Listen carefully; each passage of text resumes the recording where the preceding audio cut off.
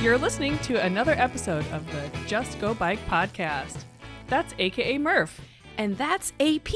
And this is the podcast where we talk about cycling just for the fun of it, with tales from all over the nation. Come for the bikes, stay for the fun, and leave with a smile. Hi, Murph. Well, hey, AP, how's it going? Oh, fantastic. I am just getting ready for the RAGBRAI route inspection pre-ride, which as we record today, it's going to happen next week. I know. I have all my kits set out. They're like spread across one whole room, trying to make sure I don't forget anything. So I'm pretty excited too. Yeah, it's coming right up, and I hope that the riders are also excited for our trip because we're going to be podcasting every single day with different facts and information about the route and how difficult it is and all sorts of things from as we experience the ride, so you can prepare for your ride across Iowa in July. Yes. And a funny insider note, AP and I, we get done riding each day. We're kind of, we're still dirty, have sunburn, getting ready. We got to change before we go to the next event in the evening. But we both have to look at ourselves and say, don't talk about the weather, don't talk about the wind, don't talk about if it was raining or sunny, because, the end of July, it'll be a completely different... a whole nother ball game. Yep. A completely different ball game, yeah. Yep. Because, it's really important to us at the time because it's what you're feeling as you bike. But, as far as you, the listener, who cares? It's going to be a million times different. And the only way that I like to spin it sometimes is encouraging others to get through something difficult that I just did. Yes, exactly. Sometimes there's headwind, but you can do it. I know one time on the pre-ride, we were riding 4 miles an hour and we freaking did it. That is right. Yeah. But we will talk about the elevation and cool things to see along the way, because that will not change come end of July. Absolutely. And hopefully we get some cool insider knowledge as to what the towns are planning and stuff like that. So anyway. Yes. Yeah. And of course, once we get closer to July, we'll do that super, super popular episode where we actually talk to somebody from each community. So stay tuned for that. Yeah. Okay. So AP, you and I are riding our bikes 500 miles next week. Any interest in a free e-bike? Yes. Me too. Well, I saw that Minnesota recently passed a statewide, I think they call it a rebate program, where cyclists can apply to get up to, are you ready for this? Yeah. $1,500 towards the purchase of an e-bike. Whoa. That's a lot of dough. I know. That it's just such a nice way to incentivize people to not drive so much. I saw somewhere that, I don't know, I was reading something online that said that most errands are less than 5 miles from home.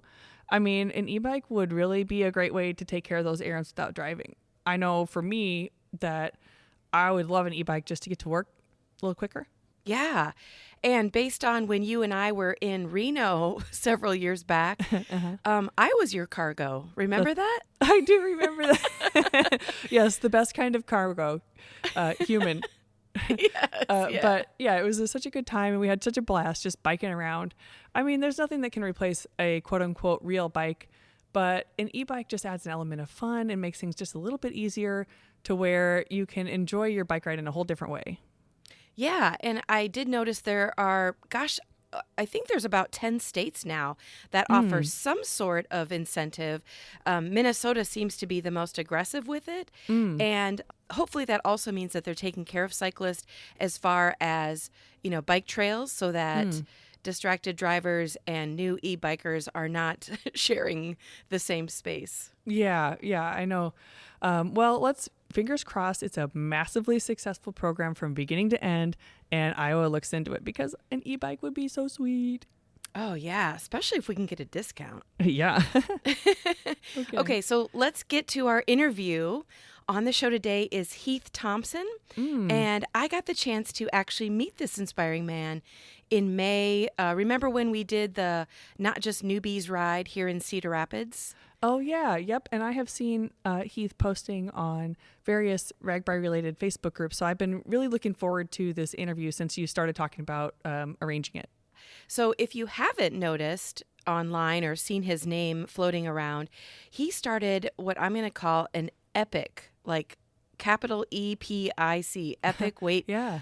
epic weight loss journey a few years back, and he successfully lost over half of his body weight. Wow. Yeah, and he'll tell the story, but he was well over 500 pounds at one point in his life.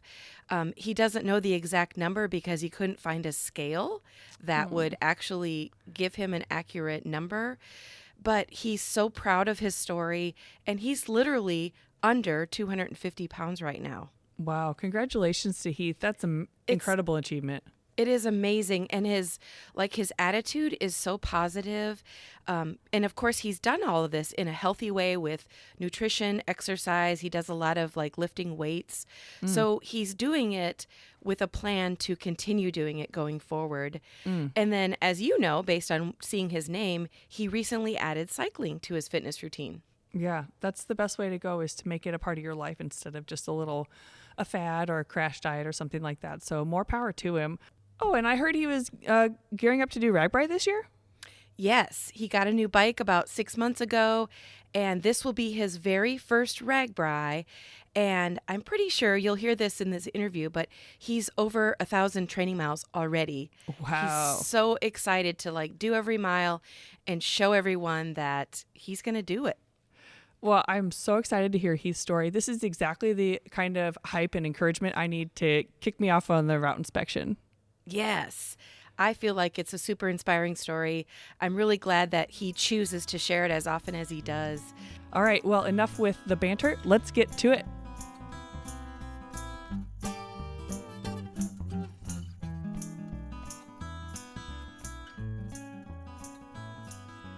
All right, I would like to welcome Heath Thompson to the show. Hey, Heath. Hello. How are you doing?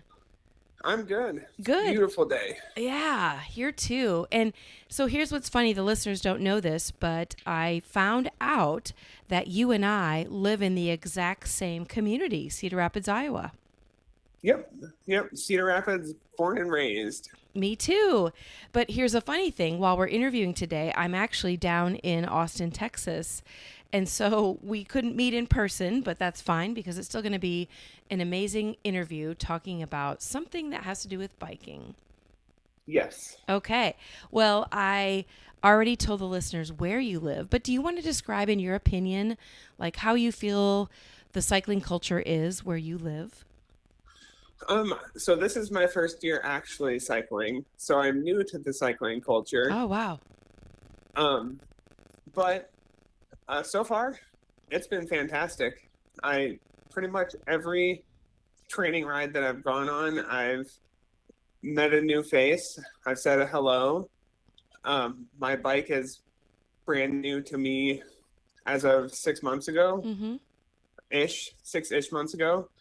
So a whole lot of the maintenance on a bike is also new to me. Sure. And I last weekend had my chain fall off for the first time, and just had a random gentleman stop. We had a nice 10-minute conversation. He saw I was struggling with putting the chain back on, and he showed me a quick, easy trick to do it. And so the community is fantastic. That's awesome. And are you spending most of your biking miles on roads or sidewalks or trails? Maybe trails? Most of it's on trails, the Cedar Valley Nature Trail that goes through Cedar Rapids. Mm-hmm. Typically, I'm doing about 4 days a week, and I'm not a fan of riding against the wind, as I'm sure most people aren't. Right, yeah. So I picked my route based on, I want the first half of it to be with a headwind, so the second half of my bike ride home can be with a nice, cool tailwind. Yes. Oh my gosh, I agree. And it's funny because I do the same thing where I'm like getting ready to go for a ride and I'm like, I really want to go, people who know our community, like, I really want to go to Ely or I really want to go up to Lafayette. But right before you get ready to go, you do have to look at the weather and think, I'd much rather have an enjoyable ride on the way back than to fight the wind on the way back. So you're right. Yeah. So when you look at why you are on this podcast, it is because you're a cyclist. And like you mentioned, first time, or let me rephrase that. you're on a new bike, in the last 6 months. But there's a reason that you're on the podcast. So I'm really excited to have you on to tell your story. And are you ready to tell it? Yes, always. Okay. Yes, So I'm always happy and ready to share and hopefully motivate and inspire. yes. So you're on to talk about a significant weight loss, at least in my opinion. I feel like it's significant. I mean, I won't spoil it. So let's just say, what do you want to tell us about your weight loss journey? So actually the start of my weight loss journey, which the start of most things are probably the most difficult. Yeah. The start of my weight loss journey, I don't know for sure what my heaviest weight was. I am currently under the 250-pound mark. Wow. I know at my heaviest, I was over the 500-pound mark. I just don't know how much over the 500-pound mark. Mm-hmm. So I have lost over 250 pounds. It started actually many, many years ago as a New Year's resolution. So everyone that likes to dog on New Year's resolutions not working, sometimes they do, because that's how mine started. I was going to say, you're proof. It was the beginning of 2014, and I actually used to go to a couple of different doctor's offices here in town to just borrow a scale to try and get a number. And at that time, they didn't have scales readily available that went over the 500-pound mark. So I didn't get my actual first weight number until October of 2014. So I'd already been losing weight for 10 months, and I'd actually already lost 2 shirt sizes. I went from a 8XL that was super tight down to a 6XL shirt, and that weight number was 477 pounds. Wow. Can you kind of describe, I know you said it was a New Year's resolution, but was there something that either happened, or did you just say, oh my gosh, I need to make a change? Or like, how did it start that particular day? It was just the decision to stop hating myself and working on finding a way to love myself. There was not that light bulb aha moment that a lot of people talk about. Mm-hmm. That just wasn't there for me. It was just making the conscious decision to change, and my perspective on a lot of things have changed because of it. Like, I no longer am why is this happening to me?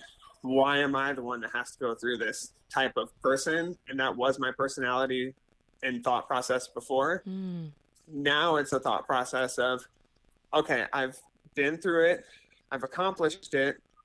How can I use it as a tool to help other people? Yeah. And I think simply sharing it on platforms like this, or Gazette, or local news, things like that, while I get tons of messages from people going, thanks for being so open and transparent about the ups and downs. Mm-hmm. I would imagine there's probably thousands that see it and get inspired that I'll never know. But I know they're out there, and I'm glad that my story's been able to do that.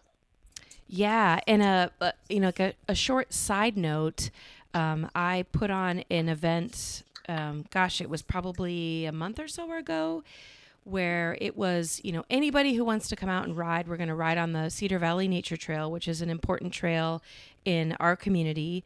And Heath came. So I got the chance to meet you in real life that day. And you were just like everyone else, riding a bike, going to the different places that we went along the way, stopping, chatting with people.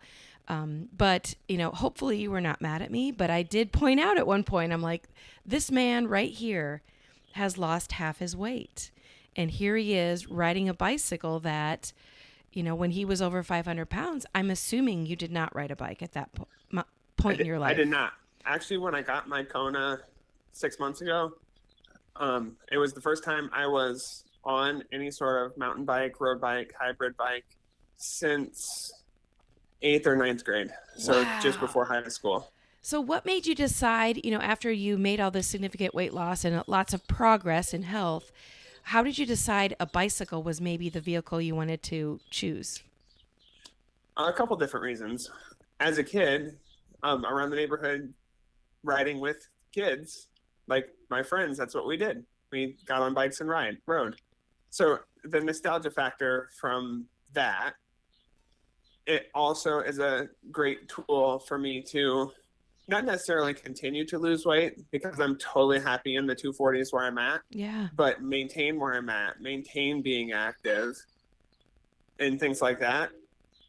And if I choose that I want to lose weight more than what I have, or if I have future goals that require me being a little bit lighter than what I am, Mm-hmm.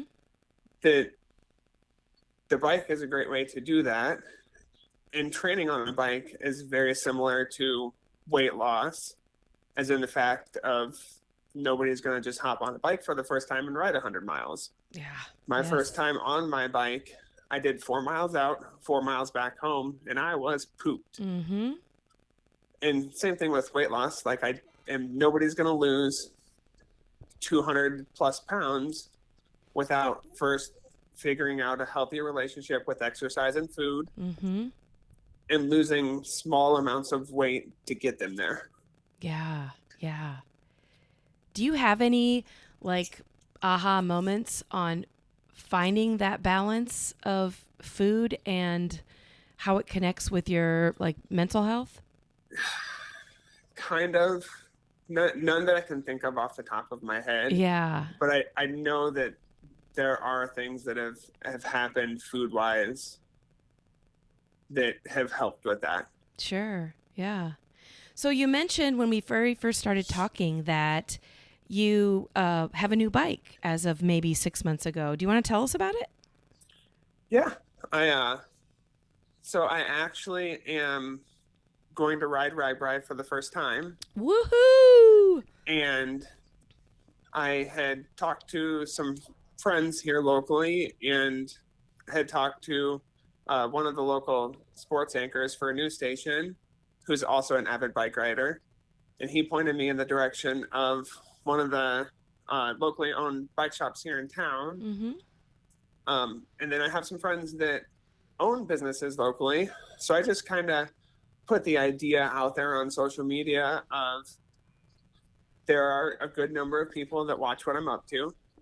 Most are cheering on. There's the few that are like, there's no way he's going to make it. Oh. And I put it out there that I was going to accept sponsorships from local businesses or Mhm. friends that wanted to donate. And then I'm going to have their logos custom printed on the back of jerseys. So they actually paid for the bike for me. Oh, wow. That is awesome. And what kind of bike did you get? I got a Kona Duplus XL. Nice. And 6 months into it, are you still like happy with how the bike performs? Yes. Yeah. Yeah. I've had zero issues with the bike. Like there's the occasional adjustment of a seat Sure. and Yeah. like the stem of the handlebars to get where your comfort zone is at. But that's no bike issues at all. Absolutely love it. Yeah. And I've actually, after I do my training ride tomorrow, I'll actually be just over the 1,100 miles trained on it since beginning of this year. That is amazing. Congratulations. Thank you. Yeah. I also ride a Kona. Mine's a Kona Sutra, and I absolutely love it. Everything about it. It's like a really sturdy bike. It like gets me from A to B and then some, and I don't know if I'm going to be able to change it anytime soon.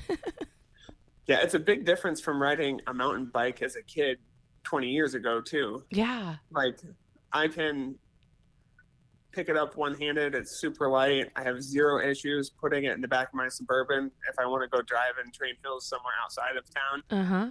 That completely different than bikes as a kid. Yeah. Okay, so here you are. You are half the man as far as physical weight than you used to be. And you Yes. said, you know what? I'm going to ride RAGBRAI. Yep. So I don't know if you said this earlier, but have you done RAGBRAI before? Nope. This will be my first time. Oh, my gosh. Well, Actually, my longest ride up until last weekend was when I joined you and the group that rode 40 miles oh, yeah. on the Cedar Valley Nature Trail. Excellent.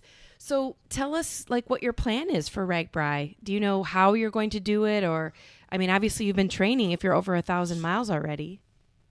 Yeah, I think I have a pretty good game plan. Um, so I have a relative that's actually going to drive my Suburban. I have an oversized SUV. Mm-hmm. I have cleaned out the back of it, and we have it built into a little camper van situation. Oh, So nice. Yeah. instead of having him go to meeting towns and then overnight towns and pitching tents, we're going to be camped right where the RVs are at, and then we'll have a nice cot and some mattresses back there. So it's going to be comfort level on that. My goal is to each day do one thing that I wouldn't typically do. Mm-hmm. So whether that's slip and slide down a hill or Oh, like the fun, crazy stuff. yes, yep. Oh, oh my gosh! I hope I see you at some point because that would be great to do a slip and slide with you or something like that. Yes, I'm gonna do my best to vlog each day without taking away from the fun of enjoying a tour across Iowa, to try and document it as best I can too. Sure. And are you doing it as, a lot of, I would say half of RAGBRAIers do the ride. I'm going to say solo, meaning that they're not with a team. They're just doing it on their own, even though you're surrounded by people. Are you doing it that way, or are you part of like maybe some sort of team? I am doing it solo. Oh, excellent. Yep, solo. I'm self-supported as far as having one support vehicle with me. Mm-hmm. I do have a handful of people that have reached out after they've heard or seen kind of my story, and they have offered to bring me a jersey of their team and invited me to ride with them for a day. Oh, yeah. So while my plan is to do it solo, I've got a feeling I'm going to make lots of friends and be not doing it solo at all. Right. Which is the way RAGBRAI works, right? Or maybe you don't know, but your first year, you're let me rephrase that. You're solo, but you're surrounded by people. And what's so interesting that I've learned over the years with RAGBRAI, like let's say you start each day at 7 a.m. So you are on your bike at 7 a.m. Your support vehicle zooms away, and whoever you're riding with, they are, let's say 5,000 people around you. But for some weird reason, you will end up seeing those same people every day because you're in a routine, they're in a routine. It's just, I don't know. There's anybody who listens to this podcast knows how I feel about RAGBRAI. It's just such an amazing experience, and I'm very excited for you to experience it too. Yes, I imagine a lot of friendships are formed having, whether it be 1,000 or 30,000 people, that close together for 6 straight days. Yeah, exactly. Wow. And you're going to be go ahead. And I'm much more a people person now than I was 250 pounds ago. I was not a talk to strangers person. I was walk into a crowded room and I'm going to look down because I don't want to make eye contact with people. Now I'm very much social butterfly. So I'm going to have no issues with if I recognize somebody 2 blocks away, I'm probably going to holler at them to try and say hi. Oh, that's awesome. Well, if you look at, maybe let's just be specific with like RAGBRAI training. What keeps you motivated to keep going with your fitness routine, knowing that, in end of July, I'm going to ride my bike across Iowa, but what keeps you motivated? I tell people this all the time. I'm not always motivated.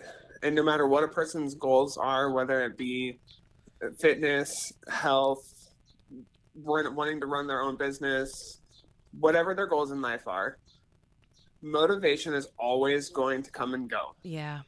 But if you have the discipline and dedication to those goals to pick up when the motivation is lacking, you are going to do so much better. And I look at it as working a 9 to 5 the same way. Mm-hmm. Not everybody, no matter how much you love what you do for work, not everybody wants to go to work every single day. Yeah. But you have to put those hours in to make the money, to use it for whatever it needs to be used for. Mm-hmm. Same thing with dedication to your goals. If RAGBRAI is the goal, or whatever fitness thing they have. Before RAGBRAI, I wanted to do my first unassisted pull-up. I knew in order to do an unassisted pull-up, I was a little over 300 pounds at the time when I made the decision. I either needed to be able to lift weights to build the muscle, or I needed to lose more weight to be able to pull myself up. Yeah. Yeah, so I look at goals the same way as that. The dedication and the discipline has to be there to pick up when the motivation happens to be lacking. Yeah. And I think no matter what the end goal is, there will always be highs and lows. There will be days when you don't want to do anything. And then there'll be days when you want to I'm going to go for a second bike ride today. Mm-hmm. Most definitely. Yeah. Do you have any either maybe some tips that you could give listeners on nutrition? The biggest tip that I use for myself personally, and I think it would help for a lot of people, is to try and avoid overly processed foods. Oh, yeah. The more lean meats, the more fruits and veggies you eat throughout the day to fill yourself up are going to give you a lot of energy. But also on the flip side, that healthy relationship with food, food is your fuel. If you know you're going to be doing something more active, you know you need to have more of that fuel to get you through. So don't be shy about eating a little more than you typically would if you know you're going to be doing a lot of training for something. Sure. And I would assume, based on the fact that you are now training for RAGBRAI, you have somehow developed a really healthy relationship with food. Whether it was, I don't know what it was. Maybe I'll just say that. Do you have a moment in time when you can think, I have a healthy relationship with food now? Probably a few years ago that moment actually clicked. Yeah. But as far as during training for RAGBRAI, the biggest thing was, again, teaching myself I'm doing more activity than normal. I'm burning, at least according to my Fitbit when I wear it, I'm burning 800 calories per hour that I'm on the bike. So I need to replenish those calories as I go. So if I'm doing 3.5 hour, 40, 45 mile bike ride, I know that I either have to plan stops where I can get food or plan to take food with me on those rides. Yeah. And I'm assuming listeners will agree with me on this, but if you go for a super long bike ride and you're either you forgot to bring food or you're choosing not to eat, then 9 times out of 10 for me, I get home, take a shower, and then I'm famished. And then I will overeat, and I'll usually eat crap because you just want to get whatever's close to you in your mouth. Yep. They're quick, easy, and convenient. Yeah, Yes. yeah. And then exactly like you said, then you're getting into too many processed foods. Yep. I think being prepared is key. Oh my gosh, I completely agree. Yeah. So besides training for RAGBRAI and biking, do you have other aspects of fitness that you put into your routine? I do. Before training for RAGBRAI, I was weightlifting 5 days a week. Oh, wow. So the beginning of starting to train for RAGBRAI has been a switch physically going from a specific 5-day weightlifting routine to now I do weightlifting Monday, Wednesday, Friday after work, and I do RAGBRAI training on the bike Tuesday, Thursday, Saturday, Sunday. Oh, okay. The other thing I like to do is hiking. So I have a very nice camera. I do a little bit of nature photography for fun. So if I just want to go out and be active and not necessarily ride the bike or lift weights, I go to Palisades or one of the local spots here close by and just take the camera out and go be with nature. Oh, that sounds awesome. There is, dare I say, I'm going to call it a mountain, Heath, because you and I both know it's called Mount Trashmore. But, Yes. we're in Iowa, so there are no mountains, but there is a entity where we both live that's called a mountain because it's actually used to be a landfill that they've turned into a recreational site. Have you been to the top yet? I have lots of times, actually. Yeah, that's an amazing hiking area and just a cool overall beautiful place to go view the city. Yeah, it's going to be good training for my goal after RAGBRAI too, because I already do have another goal planned for afterwards. Oh my gosh, let's hear it. So just past Denver, Colorado, there is a place called Hanging Lake. Mm-hmm. To my knowledge, what it is it's a crystal clear lake that forms after the snow at the peak of the mountains melts and pools towards the top. In 2016, I was on a road trip with my brother, and we just happened to see a sign about it, and we're like, let's go hike up and see this crystal clear lake. It's a 1.2-ish miles, but it's 1,000 feet up in elevation. Oh wow! And I did not make it to the top in 2016 when we went. So my goal is to start training to go conquer that and make it to the top. Yeah. Are you going to do it in 2023 or 2024? Let's shoot for the stars. 2023 it is. Yeah. Yeah. Okay, Why wait for folks. next year? All right, listeners, you heard it here first. And would you be accepting of if other people wanted to do it with you? Yeah, absolutely. Wouldn't that be fun? Oh my gosh, that would be cool. Yeah, absolutely. I would absolutely make an event page on a social media site, Facebook somewhere, Yeah. and invite whoever wanted to meet there and go to the top. Yeah, that's always like for me at least, a great motivator when you put it on social media or put it somewhere and other people want to join you, then you're like, well, whether I want to or not at this point, I'm doing it and I'm going to do it well. Yes. Yeah. Yeah. It can be a big motivator when you know there are other people ready to be there with you. Yeah, exactly. Yeah. So speaking of motivators, do you have any advice that you would give someone struggling either with their health or their weight, or maybe they're like, I can't do RAGBRAI. I just can't. Yep. I'm going to use a really simple analogy that I use to answer this question a lot, but it's not always the easiest for people to do. Think of goals. No matter what your goal is, stop thinking of the end goal at the rooftop of a skyscraper. Mm-hmm. You need to do each step of the goals to get to each floor before you can get to the top. So set small goals that are going to help you get there. Like for me, example, I'm not just going to hop on the bike and ride 500 miles. Right. My goals are Tuesdays, Thursdays, Saturdays. I do 20 miles each day. Sundays, from now until RAGBRAI, I'm trying to add 5 miles each time. Mm-hmm. So today was 40 miles. Next Sunday, I'm going to push for 45. Okay. So look at goals.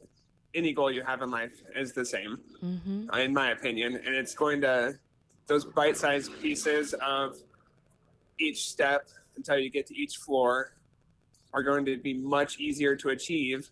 Over time, you're going to get to the top, which is your end goal. Mm-hmm. And, if you think about it with as far as like losing weight, right? So, we're talking about gaining goals and gaining advice, but like losing weight, you didn't, yes, you did lose 250 pounds, but you have to do it like a quarter of a pound at a time or a half a pound at a time or even an ounce at a time. Like, you're making conscious decisions. Absolutely. And sometimes you're going to have weeks. So say you're losing an average half a pound, 3/4 of a pound a week. Mm-hmm. Sometimes life happens and you're going to have a bad week. Sometimes that weight's going to go up. You cannot stop working for those goals just because you have a bad week. Yeah. Well said. Yeah. And like earlier when we were talking, you mentioned something about a jersey and people were going to put their logos on it. So, I don't know if that opportunity still exists, but you also mentioned that like people kind of pitched in money to get you a bike. Are there other opportunities like that exist? I do have a Venmo, a Cash App, things like that. If people wanted to donate to anything like that, I'm totally open for it. Yeah. If you see me on RAGBRAI, I'm bald, big beard, tattoos, big teddy bear. Don't be afraid to say hi. Yeah. I am 5.5 years sober. So if you try to buy me a beer, I'm going to tell you no. Yeah. But if you want to buy me a Gatorade or a slice of pie, I am all for it. And do you accept high fives? Yes. Heck yeah. Okay. High fives and hugs if you're a hugger. I'm totally for it. I love it. I love it. So here we are. This episode is probably going to air either the end of May, probably the beginning of June. I mean, we're 2 months away from RAGBRAI. Like, do you feel confident that it's going to happen? 100%. Yay! That's so awesome. I'm almost fully funded for everything that I need. Between donations from friends and me saving money out of my own personal stuff, the bike is here, and every bit of gear that I need to have on the bike is, I have headlight, taillight, helmet, sunglasses, which were a must, and I didn't realize they were a must until you ride through some bugs. On the Cedar Valley Nature Trail. Yes. And you realize that sunglasses are not an option. I have all of the gear that my support driver will need for the back of the truck, as far as cooler.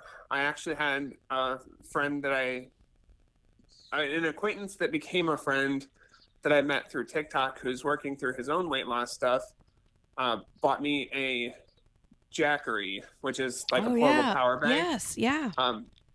So that's all paid for. The only little bit of money that I'm going to be saving up between now and then is simply going to be for food expenses and water expenses for myself and my support driver. I don't think he should have to pay for anything. If I'm having him take a week off of work, I should cover that. But other than that, I'm fully funded, fully prepared, ready to sweat my butt off with everybody out there. Awesome. And we're only a couple months away, and we will be all enjoying RAGBRAI together. Yes, I'm excited.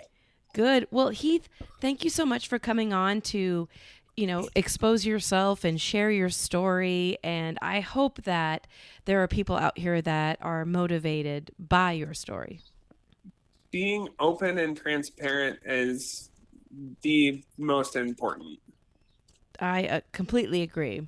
Well, thank you so much. You are welcome, and thank you for having me. This was fun. I'm betting this won't be my last podcast that I'm on. All right. Well, I'm glad it was your first. Thank you.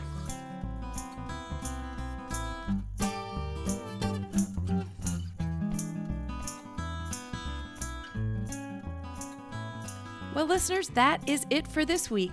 We both want to thank you for tuning in to listen to the Just Go Bike podcast.